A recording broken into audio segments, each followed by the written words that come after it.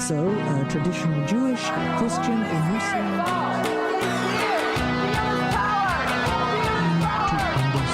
Atheist and agnostic as well as... Hi, everyone. Hi. My name's Katie. And I'm Preston.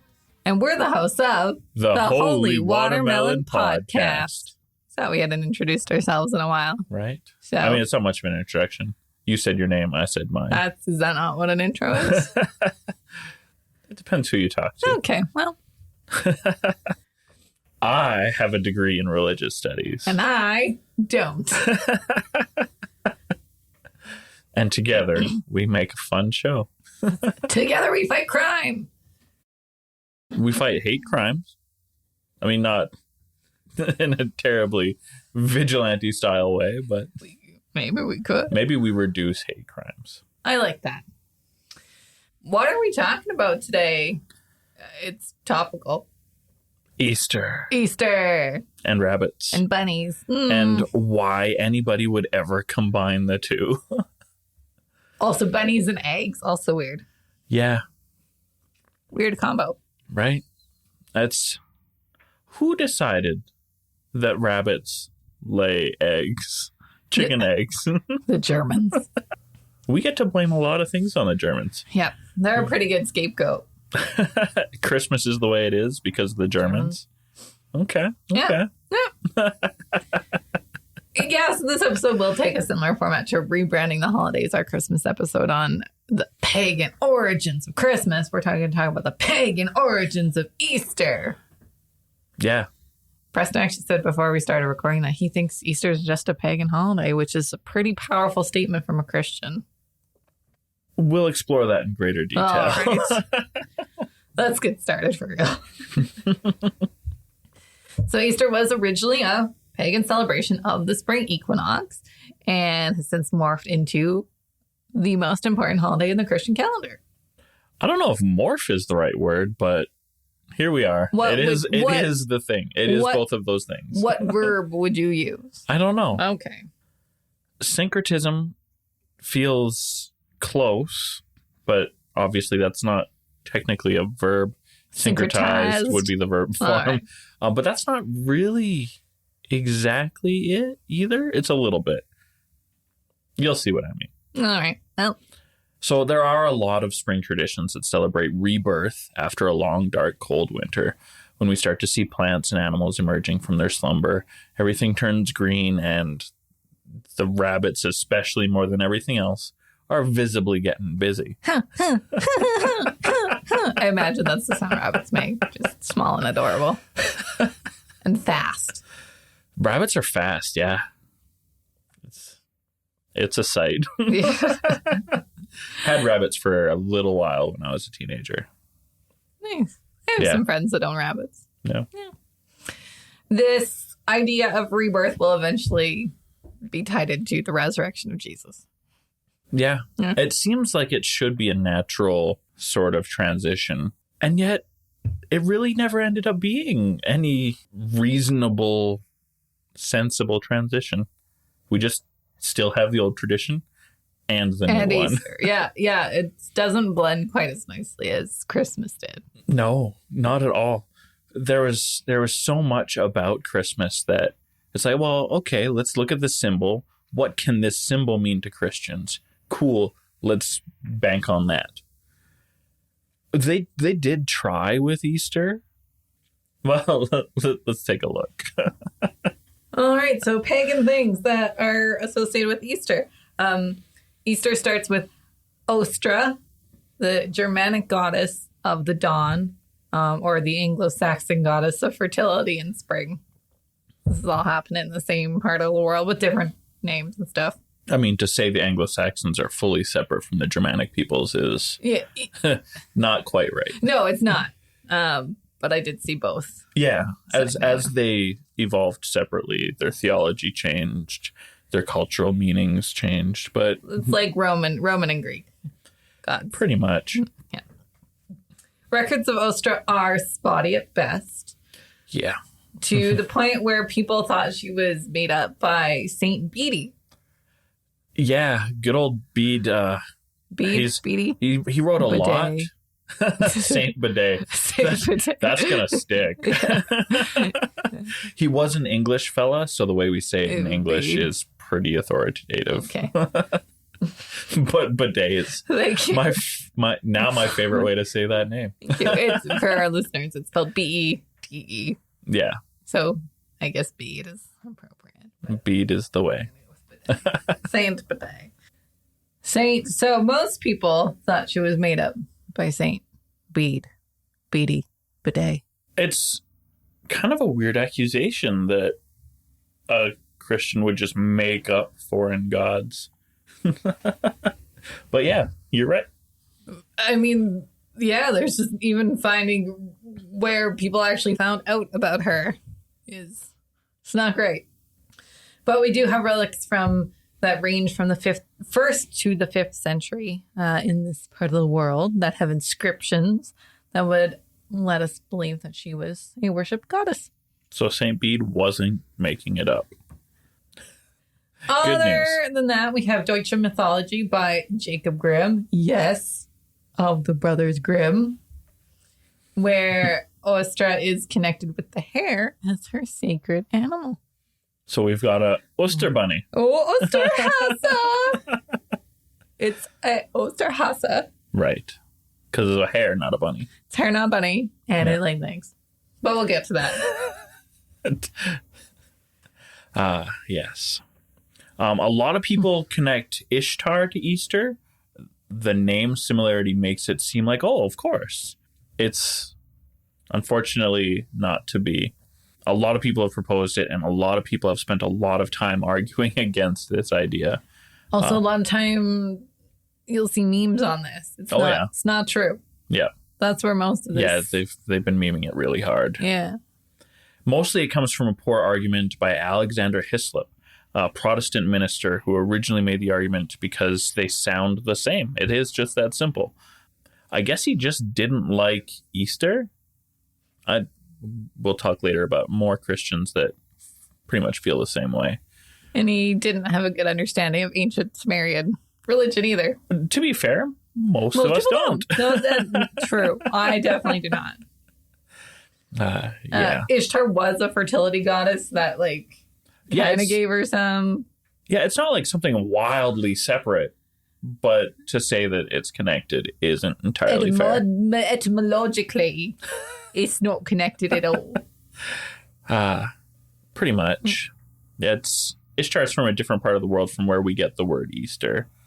There could be a really distant etymological connection, just like the words, the way they're built. But culturally, we're talking about two different ideas. Mm-hmm. But the idea of eggs are actually associated with Ishtar. So, I mean, maybe we get the Easter egg tradition from her, but again, she's a fertility goddess, and eggs and fertility are... Well, Christianity was born in the Fertile Crescent near Mesopotamia, where these gods were talked about. And so the whole eggs thing, it could just be that simple of an adoption. So this idea of eggs and Ishtar actually comes from ancient Babylonians and their fertility goddess Astarte. So again, this is like we mentioned earlier, kind of the Greek and Roman thing where we have neighbors that talk. We have I was going to say Thor and Zeus, but it's not Thor. It's so Thor and Jupiter. Okay, That's the one for Thor Roman and and Zeus Greek. are gods of the same thing from very different cultures. But the Greek and Roman would be Jupiter a better and Zeus. pair, yeah. So Astarte, Ishtar, two sides of the same coin. Pretty much, yeah. And her story was that she actually hatched from an egg that fell from heaven into the Euphrates. I mean, if you're going to be ripping through our atmosphere, protective dome is a great way to come. Maybe she's an alien. Could be. That'd be a cool way. Right? Yeah. I mean, isn't that the whole premise of the entire Stargate series? All the foreign gods are just aliens. Oh, I don't know anything about Stargate. Yeah, they come in with great power to travel the stars, and so obviously they must be worshipped as gods. Fair. When actually they're just long-lived aliens. Oh. All right. Yeah, very often, or almost always, parasites. I'm trying to remember. It's been a while since I watched Stargate. I might need to get back on that. Okay. There are a few ideas behind why eggs are such a highlight of this holiday, not just Astarte, Ishtar. Eggs were actually prohibited during the Lenten season for your fasting. So at Easter, to get an egg in your Easter basket was a treat. Sure. There's also the idea that a long time ago we didn't have industrial egg production where They're pretty easy to come by now. they're pretty easy to come by. So eggs would be scarce up until the spring season. So ta-da, eggs, Easter, spring. Celebrating the renewal of life. Renewal of life. Of what, skipping over the obvious thing of here's new baby, new life, new spring. Yeah. Yeah. It's kind of cool. Easter eggs were decorated historically for a long time. They've been dyed. Christians have been doing it since at least the 13th century. The egg has been used to symbolize the resurrection. In Orthodox traditions, they may paint one or all of their eggs red, specifically to represent the blood of Jesus. Differing traditions there of one red one, all the rest are white, as, this is the blood that's going to wash over, clean the rest. And the others is the blood of Christ covers everything. Not that they're competing ideas, but they are different manifestations of that idea. Oh, and I have even more information for you on that. Tell me more. So my mom was raised Ukrainian Orthodox. Mm-hmm. Pasanka's a real work. The Pasanka is huge work, and she was very good at it, and so was my Baba. So, Katie, story time, buckle up. My Baba had 5 kids, 3 daughters. My mom is the youngest of all kids and the youngest of the daughters. The first 2, yes, I know. The first 2 daughters learned how to make pierogies, but not pasanka. And then my mom learned how to make pasanka, but not pierogies. So all of them are only like half decent Ukrainian wives. And Baba knew how to do it all because she was amazing. Is that why your mom couldn't get a Ukrainian husband? Probably. Probably. Or came to a market where there was more options. Probably that. So I have all of my Baba's egg books, though. Cool. And I've done it. I've never got as good as my mom or my Baba. But so there is the red egg, but there's also a whole bunch of others that if you're a good Ukrainian woman will be in your Easter basket representing, I think, different parts of the Passion. So all kinds of patterns. All kinds of patterns. It's pretty intense stuff. We'll have some really cool pictures in our Discord. Yeah, I'll dig up the books and put them in Discord. And then you give eggs to bless people or to receive blessings. So, for example, the year Guido died, Baba made a whole bunch of eggs and would give them to people and say a prayer for Guido this year. Nice. Yeah. So, and there's a myth that as long as Easter eggs are made, that good will prevail. I like it. It's kind of cute. It's about as religious as I get. Fair enough.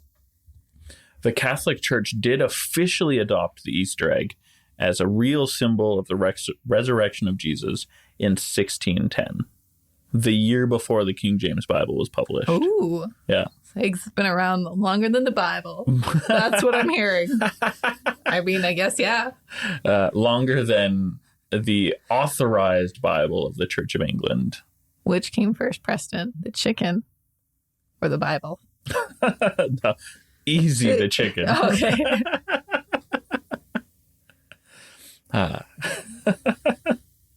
Of course, these eggs are laid by bunnies. So the chicken question isn't even important. Nope. Because there's nothing more fertile than a bunny. That's probably not true. But it's a very important symbol all around the world. Mice might be a little more Could be prolific, but it's definitely a rodent, and definitely small rodents can just crank them out. Rabbits and hares are not rodents. Oh, I don't know where my phone is. Rabbits, rodents. Pulling up the power of Google. Huh. They are close relatives to rodents, but Rodentia they are not.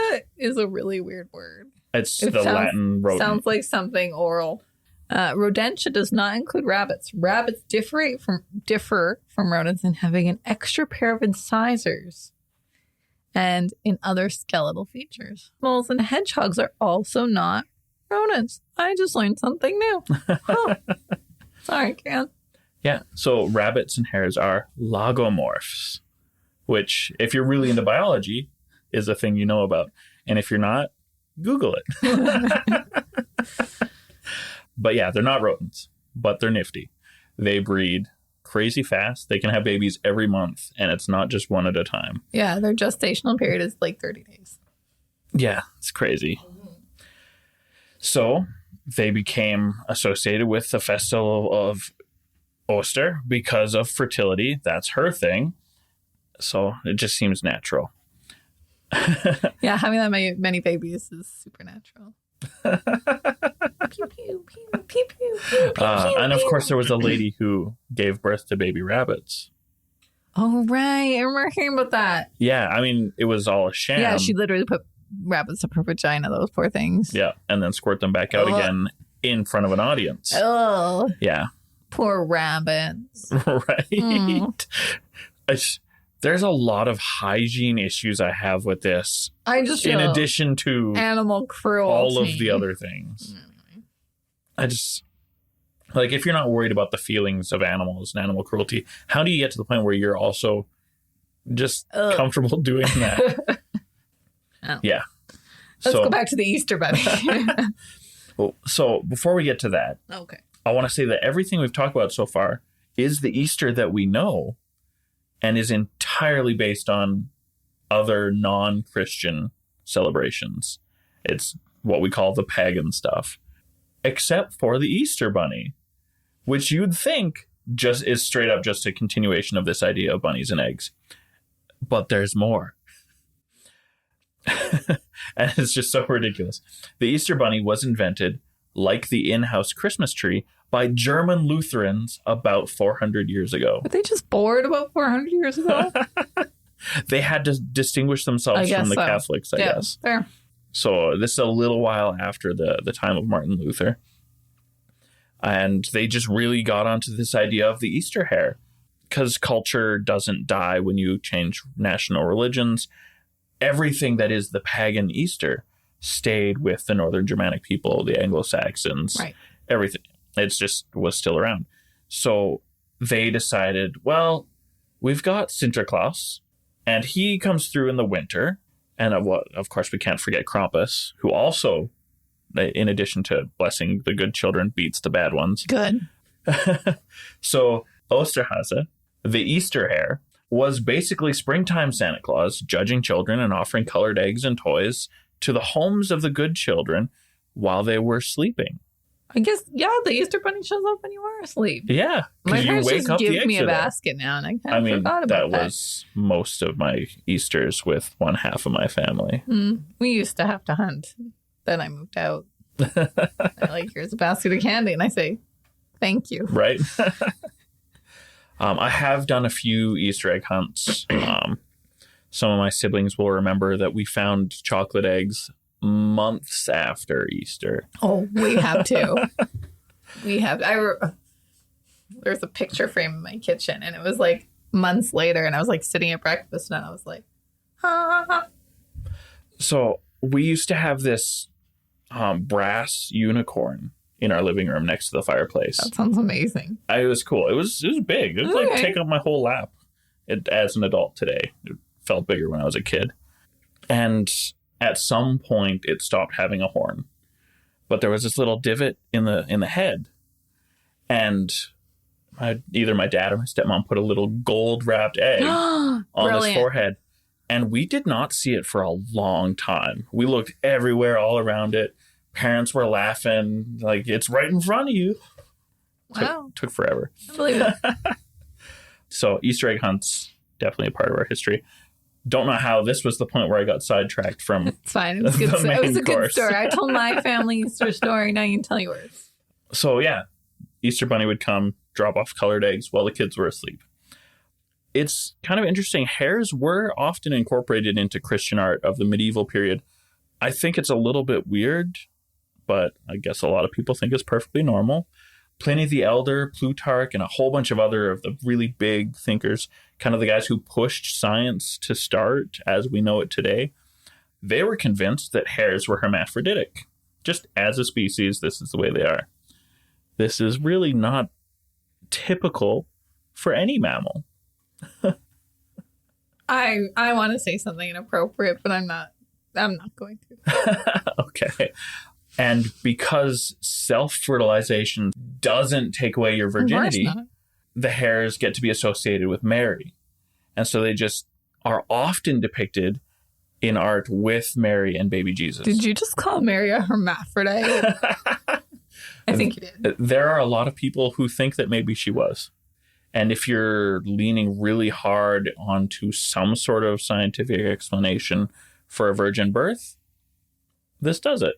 Yeah. I guess. It's tricky. I don't. But Okay. some people are satisfied with this argument. And we're not here to poop on anybody's faith. Have you listened to some of our episodes? Because we definitely have. We poop on scam artists. Fair. It's a little bit different. And Christian nationalists. Yeah, that's not pooping on their faith. That's pooping on Them as people. them as people.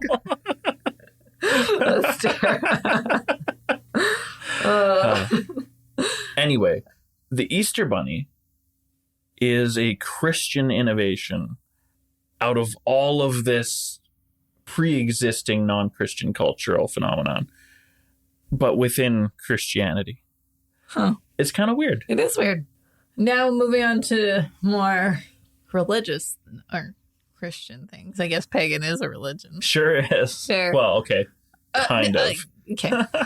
It's religious. We've talked about this before. We're not going to dive in. Pagan is not a religion, but it is a religious category. The date of Easter is controversial. I have to Google it every year. I know how it's calculated, but that doesn't mean I know when it is. But I'll get into that. So, like with Christmas, Christianity grew in popularity, and Emperor Constantine eventually converted to Christianity. And they knew they wouldn't be able to stop these pagan celebrations outright, so they just kind of absorbed them and created Easter. Kind of. I mean, a lot of this is kind of. Easter's date is not only confusing, like Preston said, but controversial. Yeah, it took a lot of arguing, and I mean, we still have disagreements today on when and how we should calculate the date of Easter. It's kind of interesting. The first debate was whether Easter should always be on a Sunday or on the 14th of Nisan. Am I saying that right? That's a fair enough pronunciation in English. So this is the first day in the Jewish lunar calendar where the paschal lamb is slaughtered for Passover. Yeah, correct? There's a lot of people, anciently, modernly, who really don't like the idea of Passover being the same day that we celebrate Easter. I don't know why that is. I don't know enough about Passover. That will have to be this time next year. We'll talk about it a little bit more later on. But there's a lot of people who think that's actually a really nice idea, very convenient and easy to track on a calendar that doesn't have the same fluctuations that we're currently experiencing with calculating Easter. So Easter Sunday is the first Sunday after the first full moon after the spring equinox. This was determined at the Council of Nicaea. And Easter can therefore then range between March 22nd and April 25th in any given year. So, I don't see the problem. If you observe the equinox and look up to notice the full moon, easy. It's just like such a mouth. It's the first Sunday after the first full moon after the spring equinox. It's a lot. A lot of boxes you got to check the before. beauty of the message of the soldiers of the Church of Jesus Christ of Latter-day Saints. Right. So the wow. This is the first time you've sang Broadway on our podcast, and I'm quite pleased. So the controversies. The dispute was how the first full moon after the spring equinox was determined. So people agreed. Do you just not look up and see? I don't know. But there's some days where it's like gray area. Sure. Anyway. But if you're looking at like the first Sunday, After, I guess, yeah. Is it close enough, or are we going to put it off a week? Right. It's close enough. So I guess people way back then had trouble calculating it, but it was more or less solved by the 8th century. Yeah, we've been doing it for a while. Yeah, so people just didn't like how it was calculated, but since the Council of Nicaea was in the 300s, I believe. Yeah. Yeah, so 325. Yeah, so we agreed since then that it was the first Sunday after the first full moon after the spring equinox, but it was just how it was calculated. People didn't like how it's been calculated. With the date to add extra layers of confusion, the Julian calendar, which is followed by Eastern Orthodox churches, have it later, just like Christmas. Yeah, but so to make it more confusing, Okay. Julian Christmas is 2 weeks after Gregorian Christmas, but Julian Easter is almost always 1 week after Gregorian Easter. Yeah, it's always later. And you're right, it's about a week. Yeah. And that's because they still follow the same scheme, but their calendar makes it funky. Because the spring equinox and the moon doesn't change. You'd think so. But liturgically speaking, there is an official liturgical equinox day that is not necessarily matched with the astronomical equinox. Yeah, it's frustrating. And confusing. Yes. And controversial. Sure. How many times can I say controversial in this episode? We've talked about this a couple of times. We probably do need to have an episode about calendars. You I think know, people would listen? maybe it's a bonus episode because it's not actually religious, but we talk about it a lot. That's fair. If you're listening, drop a line in our Discord or on our social media if you want an episode on calendars, if you want a bonus episode on calendars. Let us know. Calendars. We'll get it figured out. So what does Easter look like as a Christian holiday, if not bunnies and eggs? Well, that depends a lot on the various denominations. Most non-imperial Protestant traditions really minimize what Easter is. Just have the Good Friday, Easter Sunday thing. Recognize the death, recognize the resurrection. Celebrate that he suffered for sins. And that's what Easter is. That is the heart of Easter. And then it gets complicated because we find ways to celebrate things in fancy, fancy ways. Yes. So the Eastertide season can, if you wanted to, be celebrated for up to 3 months. Yeah, the liturgical churches, the imperial tradition churches, they've got a whole big thing. The first thing that I am able to find on regular religious, para-religious calendars is Fat Thursday. Oh. A full week almost before Ash Wednesday, which I'll get into a little bit later. We're going to go chronologically. Yeah. It's observed in Poland, Germany, Greece, Italy, Spain, and places where people who have left those countries have emigrated to. In Syria, they call it Drunkard's Thursday. Basically, it's a great time to really dig in and celebrate that you can eat before this month-long fast. It's fattening yourself up for a hibernation. Yeah. It's basically the same thing with Lundi Gras and Mardi Gras. Which literally translates to Fat Monday and Fat Tuesday. Exactly. Some places you'll hear it called Shrove Monday and Shrove Tuesday. And basically, continuation, the very last days before you have to swear off all the things you love for Lent. And I mean, I think most people are familiar with the New Orleans celebration of Mardi Gras. It's the biggest, most recognized one in the world. But yeah, you're supposed to just be bad, and then you're supposed to be really good. Yeah. In England, they actually have a couple of very precise traditions. There's Colloquy Monday. It's a day for bacon because you don't get bacon during Lent. I feel like you would like Colloquy Monday. I have had a Colloquy Monday. I know you have. I know you have. That was not a great choice. Yeah, I can't imagine. But, would you do it again? Long term? Would I do it again? Probably not. It may. Well, okay, I can't say it's contributed to specific health issues, but it might in the future. So, remind me, you were like gifted a bunch of bacon and it needed to be cooked and eaten immediately? Almost, yeah. Yeah. I waited till what was basically the end of the window before really committing to a thing, and it came time where I just didn't have anybody to come help me eat that bacon. Proud of you. It was great. I believe it. And in East Cornwall, this is like really localized. They do Peas and Monday, where it's just pea soup. I could give up pea soup for Lent, no problem. Right? I don't. It's good, but it's not great. My first stepdad liked pea soup, and the whole house just smelled terrible when he made it. That's in the past. I will never be nearby when somebody makes pea soup again if I can help it. Okay. I don't know why anybody would make pea soup today. Pea soup's not bad, but it's not, like, again, I wouldn't gorge myself and then be upset I didn't have it for 40 days.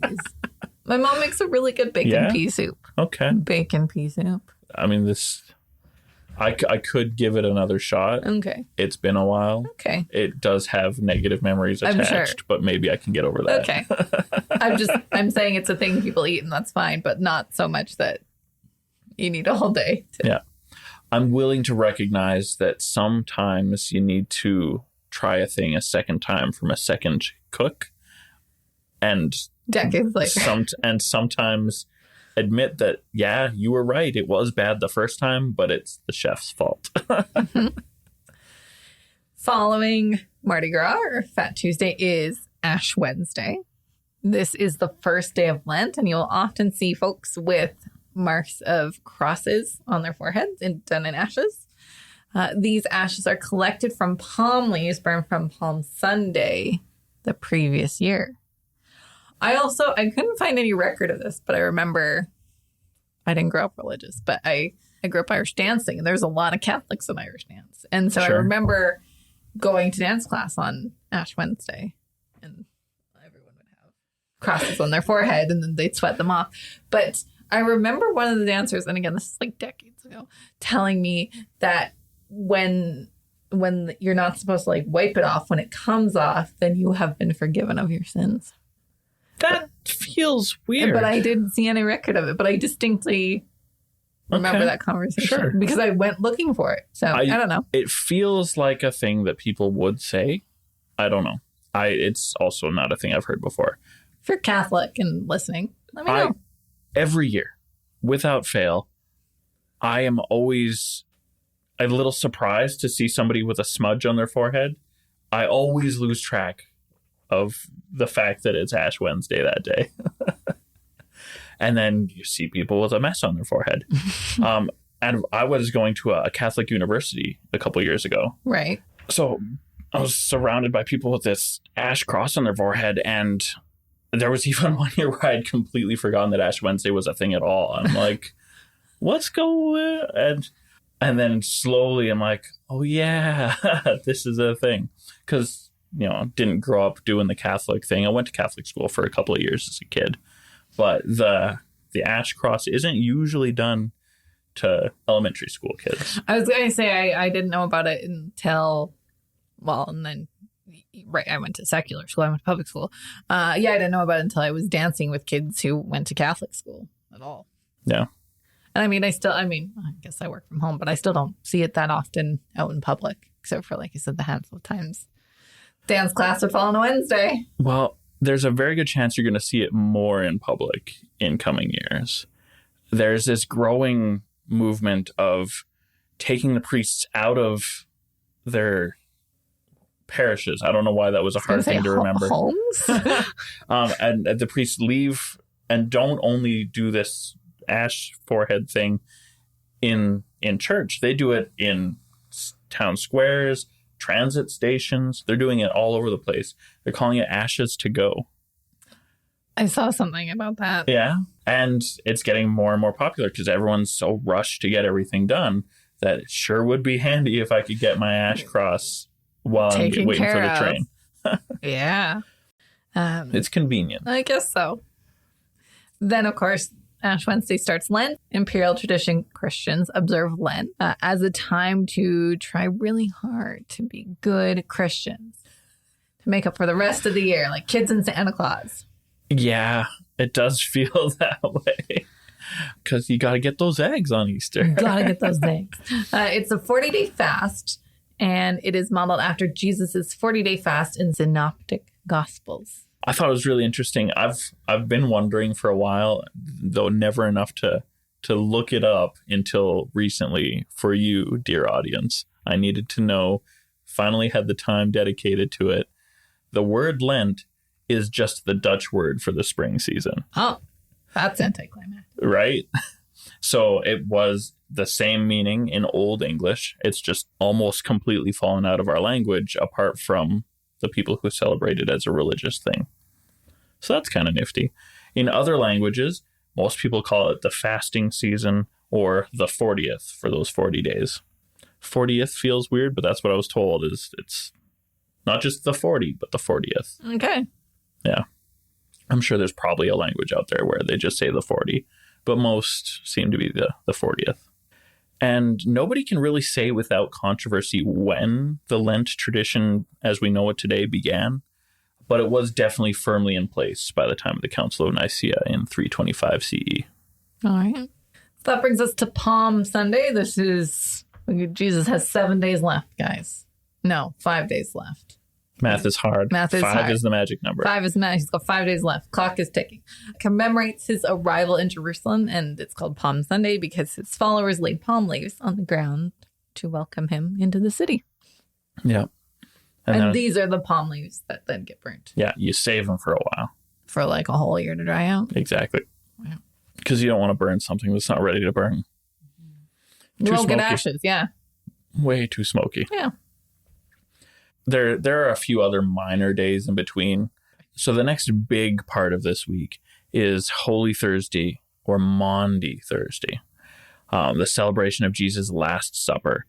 There have been a lot of papers that I've read that argue like, was it really a Thursday? Does the math add up? Well, I read something that said that he was almost definitely crucified on a Wednesday. Yeah. I don't know how you'd figure that out with any Yeah, definitive it's answer, tricky. but Well- much like his birth. But sorry, I interrupted. Yeah. So the day of the Last Supper, then he goes to trial that night and the following morning, and then he gets crucified on Good Friday. Skipped over what Maundy actually means. It refers to the ceremonial washing of feet of a poor person in commemoration of Jesus washing his apostles' feet, which a lot of churches are happy to reenact. Usually you'll see the Pope go and wash somebody's feet that day. Just an interesting tradition. And the word Maundy comes from the Latin word for command, because he commanded people to go and serve. And look after those different and less fortunate than you. Yeah. Which is a pretty great tradition. That lots of Christians choose not to do. Yeah. That's not the subject of today's discussion. All right. But it is a thing that is real. Good Friday is a pretty good day. What? I'm I had so to Google offended this. by this idea. Well, I had to Google this. I always wondered, and much like Preston, wondering about Lent and never knowing. I was wondering why it was called Good Friday. What makes it so good?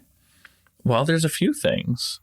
It's good that Jesus suffered for us rather than suffering generally, that he did this great act for us.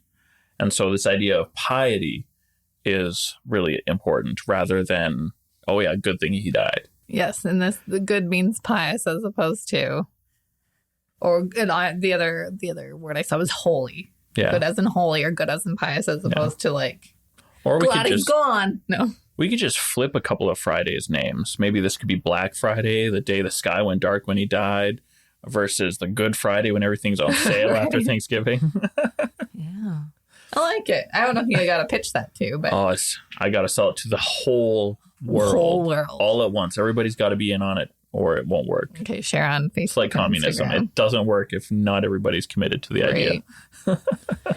Okay, I went on a mini rant and then Preston didn't explain it to me. So then it is followed by Easter Sunday. So Easter Sunday is the day he is resurrected. Yeah. This is what we celebrate. Yeah. But other records say he was resurrected 3 days later. Yeah. So let's say he died on a Friday afternoon. See, so the error you've already made is the assumption that the important basis for this timeline is the date of death. Everything should be calculated from what we know is the day he was raised from the dead. Because the Bible does explicitly tell us on the first day of the week, they showed up to an empty tomb, which is Sunday. Correct. So then he Friday could be the problem. It could have been a Thursday. Maybe that's why I saw that he had to be crucified on a Wednesday. Still doesn't make math right, but... So the people who argue for a Wednesday crucifixion are looking for 3 complete, clear days in between the crucifixion and raising from the dead. And I have no problem with them saying Sunday, but then ditch the 3 days. Sure. Because now we have Easter Monday, which I'm pretty sure is just a bank holiday. It is. Easter Monday is only a bank holiday. We've talked about this before. The religion of our banking system, very powerful. Yes. But not actually important to the faith community of Christianity. So my question goes unanswered. Repose your question. When did he die and when was he resurrected? Okay, so he definitely was resurrected either right at the beginning of Sunday morning or at the end of that night before Sunday morning. Somewhere in that so that they could find an empty tomb on a Sunday. Yeah. So there's a lot of arguing among every kind of scholar in this field on what day would have been the correct date of crucifixion. And is it, numbers in the Bible? That's probably an entire episode for us. But are they just saying 3 because 3 is so symbolic in the Bible, even though it makes all of these dates very screwed up? That's an interesting question. Generally, it was expected in Judaism in the time that if somebody were to hit their head and go into a minor coma, a couple of days they could get back up. And you'd think maybe they're dead, but you give them a few days to know for sure. After 3 days, you need water in that time or you'll die. So it was basically the 3 days is enough to know that somebody is dead. And if they get up after that, it's a miracle. Okay. So what I'm hearing is that the 3 is mostly symbolic. No, it's for what they had of science at the time, It was pretty scientific. But or one of these is a lie, though, is what I'm saying. Or either he wasn't crucified on a Friday, or he wasn't resurrected after 3 days, or he wasn't raised on a Sunday, because the math doesn't work. Right. I just want to know which one's the lie, Preston. That's a really tricky thing. We're very sure the Bible says he was found at the empty tomb on Sunday. Okay. The rest is fuzzy. All right. And it's like there's even arguments about how to interpret the way they describe what would typically look like a Friday. Paschal is the word for preparation, which is the name for Friday in Old Greek. He was crucified on Paschal. But from the Jewish perspective, this could be the traditional day of preparation for the Sabbath, or it could have been the preparation for a special Sabbath because Passover does that. It's tricky business. Okay. As long as I'm not misunderstanding anything. We just don't know. Yeah, a lot of people are going to be, of course, this is the sure thing, but there's so much scholarship that says it's too complicated to know with real certainty. It's very frustrating. As long as my math is right, that Monday is 3 days after Friday. Yeah. Okay. The math adds up. Okay. Monday is 3 days after Friday. Not crazy. Yeah. Not being gaslit. Right. But there's the question, does it need to be 3 clear full days in between plus the half day on either side? Or is it the whole 72 hours is enough kind of funny business? It's all up to interpretation. All right. So again, we said Easter Monday is just a bank holiday. Yeah. But it's nice to have that holiday. It is nice to have that holiday. And then the last celebration is Pentecost Sunday, also known as Whit Sunday. And this takes place 50 days after the resurrection of Jesus. Yeah.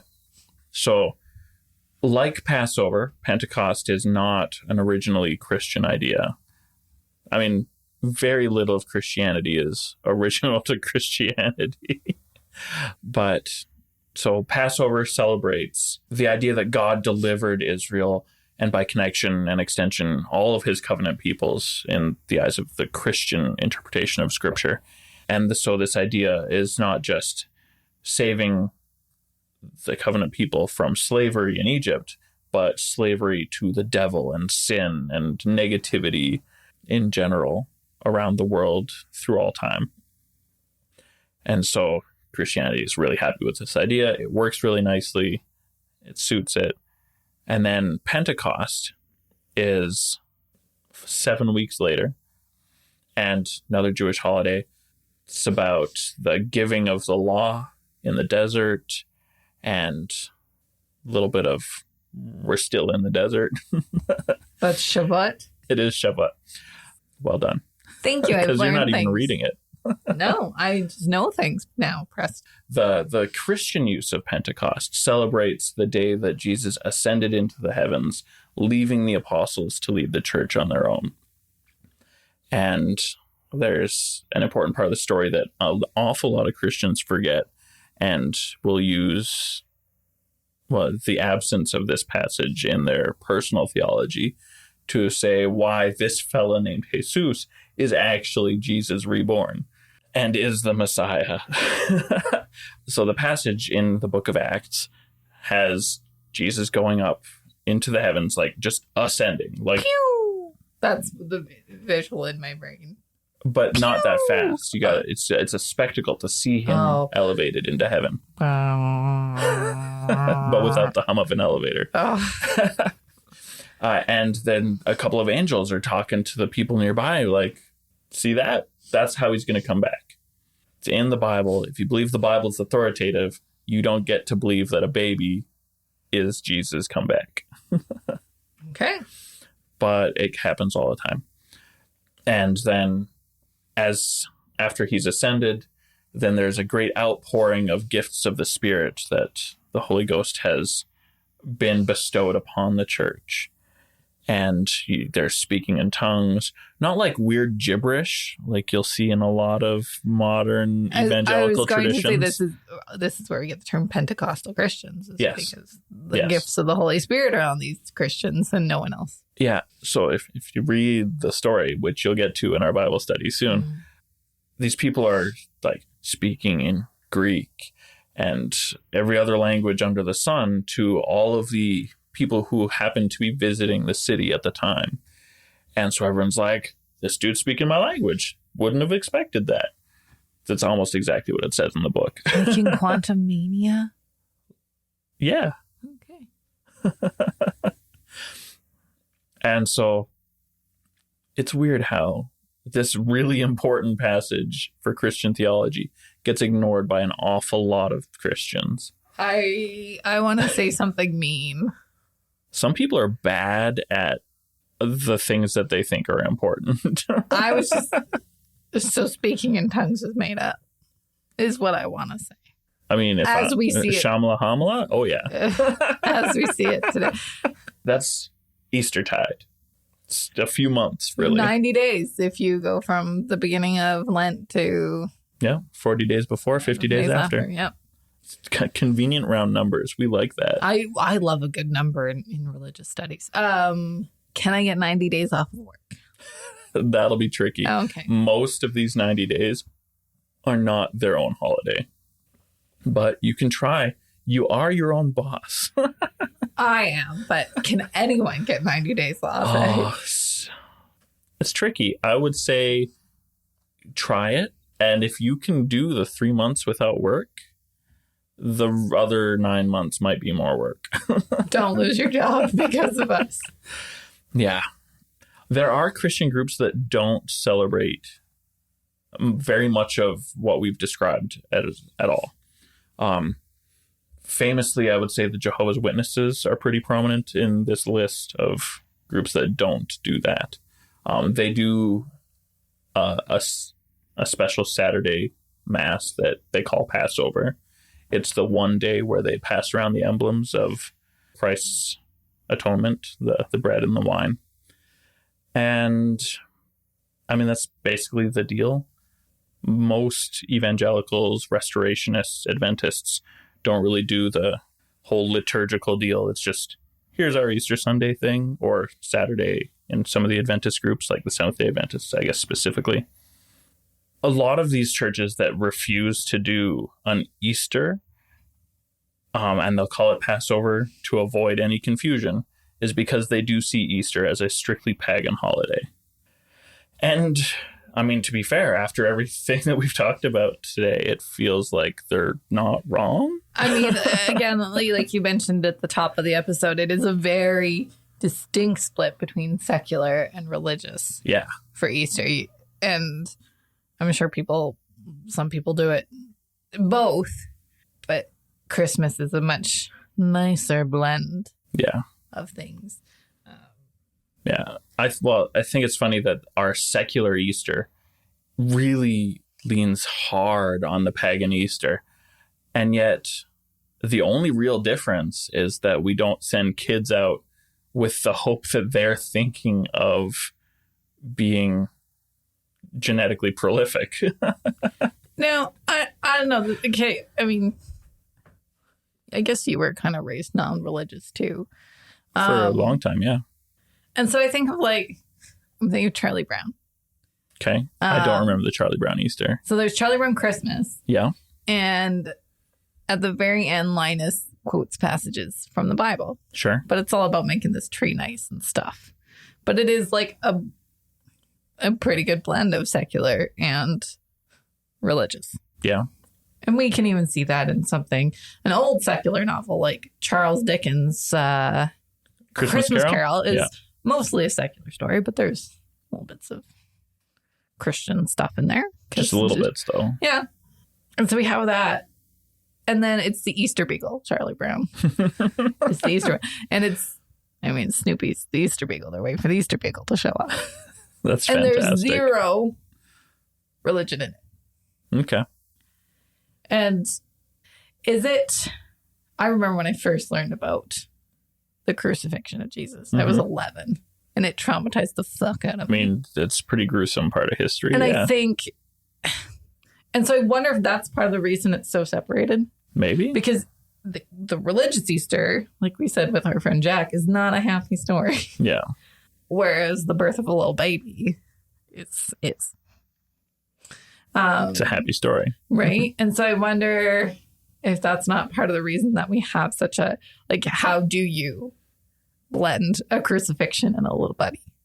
Well, you don't. That doesn't even make sense to try. That's what I'm saying is that that's why we have this hard line, because it almost can't be. It can't be. Mm-hmm. I'm doing a thing with my hands. They can't be meshed. They can't be meshed. Yeah. Yeah. I don't know. I think it's really interesting that over hundreds of years of the Imperial Tradition Church trying so hard to crush so many ideas, the Easter Bunny made it through. Well, okay, the Easter Bunny came after. He's relatively new. But... The Easter Bunny as the Easter Bunny is a Lutheran invention, which feels so weird. They were weird people. I'm kidding. But the Osterhase, the Easter season's special bunny, hair, is such an old idea that we've just always had, and we could never get rid of it. And then eventually some new group came and made it full on official. Yeah.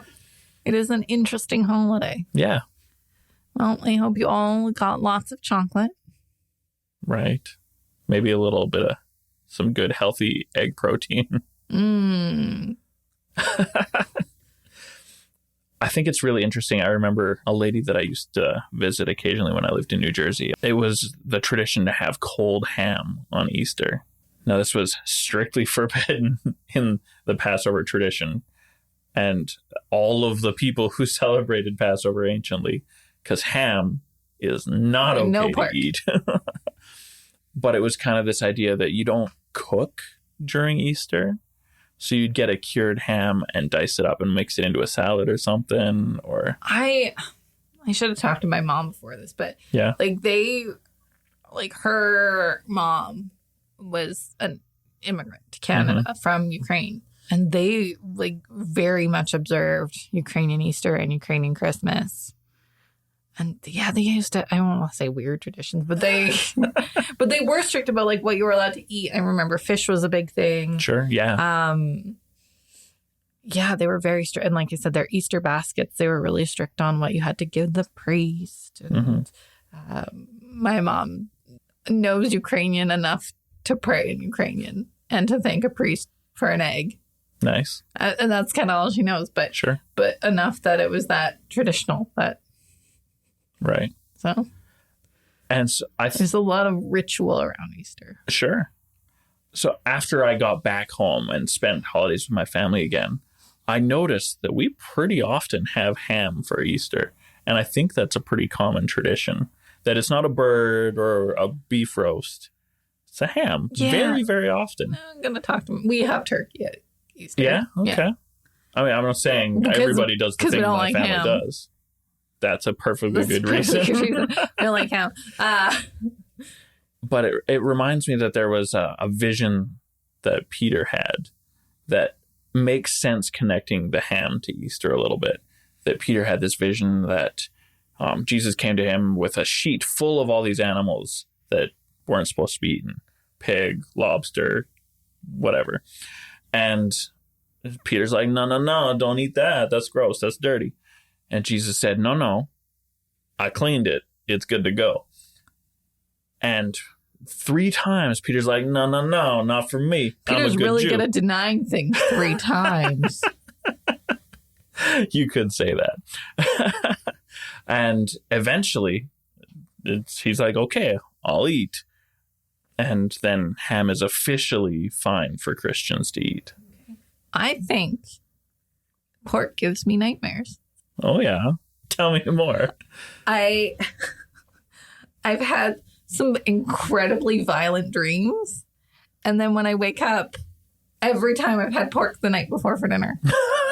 And the first 2 times, I thought it was because you can eat all Alberta pork, not well done. Right. Because we're super clean. Yeah. So the first 2 times they were not well done pork. And I thought it was just because it wasn't well done pork. Uh-huh.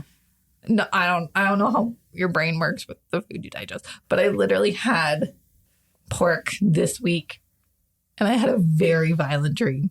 Huh. And Brian, my husband, our sound guy, is like, maybe it's because you think every time you eat pork, you're going to have a nightmare. And I was like, no, I didn't even think about it until I woke up from the nightmare. And was like, oh, I had pork for dinner. Well, now I'm curious if anybody else has had this experience. It might not be pork, but I'm pretty sure your food can give you nightmares. I know that there is this weird connection between your brain and your stomach. I do know that much. Do I know anything enough about it to explain it? No. I'm a religion dude, not a biology dude. And so I don't mind a good pork chop or a pork tenderloin, but now I don't like nightmares. I need more data. Like what kind of data? Like, do you need me to eat more pork? Oh, okay, so more data from you is good. Okay. But I want to hear from our audience. If any of you have any comparable experience with pork, I need to know. Or I just want to know any food-related nightmares. Sure, yeah, let's open it up. Okay. I need data. Okay. This is a thing I want to know more about. Okay, this has turned into Could you imagine if there was... It wasn't the whole pigs are dirty because they sleep in their own But because waste, but because they become violent when they eat ham. Could you imagine if that was a thing back then that or they maybe noticed? you feel like you're like a demon because you're getting bad visions. Sure. Like literally one of my dreams, a lady was stoned to death. And I was like, that's fucked up. Sure. I need to know more. All right. You got very passionate about that at the end of I'm very curious. The end of our Easter episode. Again, I hope none of you have pork nightmares and you all get some Easter candy, whether you observe it or not. Thank you to our patron, Lisa. Follow us on all our social media and be sure to DM us or post in our Discord about some of the questions we've asked today. So DM us on Facebook or Instagram.